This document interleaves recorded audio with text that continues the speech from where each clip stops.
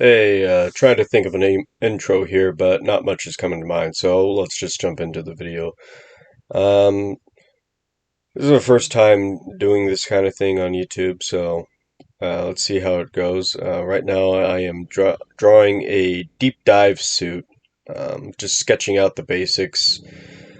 Not really, not really caring too much about quality here. Just trying out a new art program that a friend recommended to me, Clip Studio Paint. And so here I'm just drawing the joints.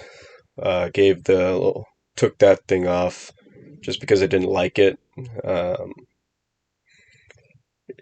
it's based off a couple different like little dive suits from early 1900s. So I guess it's a little bit of my own creation, but not really so much. Didn't put too much thought into this. I just kind of jumped in saying, "Oh, I want to draw a dive suit." Here I'm just drawing a basic little octopus fighting the diver. Since in a lot of pulp magazines that I've seen that featured divers or diving, underwater subject matter, there's always a diver wrestling an octopus. Usually it's the more traditional deep helmet diver battling with them, but like I said, this time I wanted to do one of those atmospheric dive suits. That's what they're called. Sorry about that. This is an atmospheric dive suit. So the difference being obvious. It looks like a gigantic pot, like you're wearing a bunch of pots and pans, as opposed to just wearing a one pot over your head with a traditional hard hat diving suit. Um, Here I'm just sketching out the background, sunken ship. I don't even know why I did this. It doesn't even really show up in the final picture since main the main photo is being taken up by the dive suit and the octopus. But had to put something else extra in. Just felt it was a little too empty otherwise. But yeah, these atmospheric dive suits, I don't think they did too well back in the 1800s because or early 1900s because you don't see a lot of them.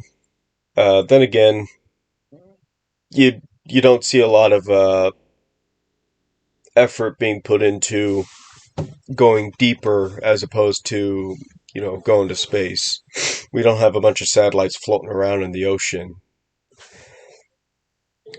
But yeah, they'd be basically made out of a bunch of pot metal and then pressurized, or no, not pressurized. The point of it is basically a little mini submarine that you wear, so you can jump into one of these suits, go down 1,000 feet, look around, do whatever you need to do, and then come back up and climb out of the suit without having to decompress or anything like that. And of course, you could go a lot deeper than traditional dive suits. I think the maximum for, you know, and this is when you got that special oxygen, hydrogen, helium mixture. The maximum is like 1,000 feet for a person to go underwater, which is insane still. But this one I think can go about 1,000 feet actually too. Not this one, but newer ones. There's newer ones that can go down 1,000 feet. But the difference, like I said, is divers who go down that deep, they have to breathe in a special mixture, and then of course they have to spend weeks in a decompression chamber just to equalize and not get the bends from coming back up. Where this, you pop into it, you go down, do your thing, pop out when you're back on the surface, and you're good to go.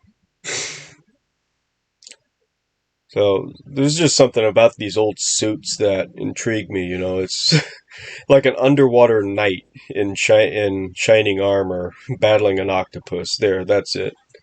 They are the knights of the ocean. If the narwhal is the unicorn of the sea, this is the knight of the ocean. And I think that's just kind of cool. I think we need more underwater settings where this is going on, like underwater fantasy settings where the the humans just say we're gonna fight the sea goblins or whatever on their own turf, and they make these night suits to go under there and start fighting them. That actually sounds like a pretty interesting story. I might write something like that up then. Or someone else might beat me to it after this video. I doubt it's going to get many views, so who cares? Um, yeah, so right now I'm just hatching in the details. I'm not really big on hatching. It's just kind of to add something, maybe some shadowing without actual shadowing. Uh, I don't really do a lot of cross hatching. I don't know why. I just don't like cross hatching. I like the straight line hatching or the straight line uh, shadowing. Just it makes it look more old timey, I guess. Because if you'd ever look at schematics that from back in the 1800s and 1900s, whenever they designed something, there'd be a lot of hatching, but it would just be a straight line going down in rapid succession to note three dimension or shadows. Mainly just note three dimensions. It was a unique style, even though it was more for technicality and not muddying up the image with a bunch of cross hatching and detail work. Only show what is necessary, as to oppose what is artistic about it. But something about that style just I love it. So I just put one line instead of a dozen lines crossing each other. And here, doing more of that just to convey that he is deep. Our subject matter is pretty deep underwater, so it is a little darker.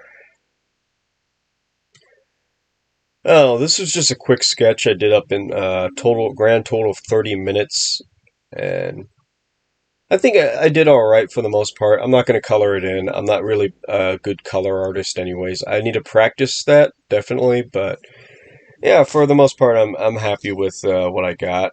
It's all right for a good first sketch, especially when I'm just testing out this program. Look at me making excuses of why it's so bad, but no, I'm actually proud of this little piece. So hopefully, I get better with the art program. I am definitely going to buy Clip Studio. This is a free trial right now, but definitely has been worth it.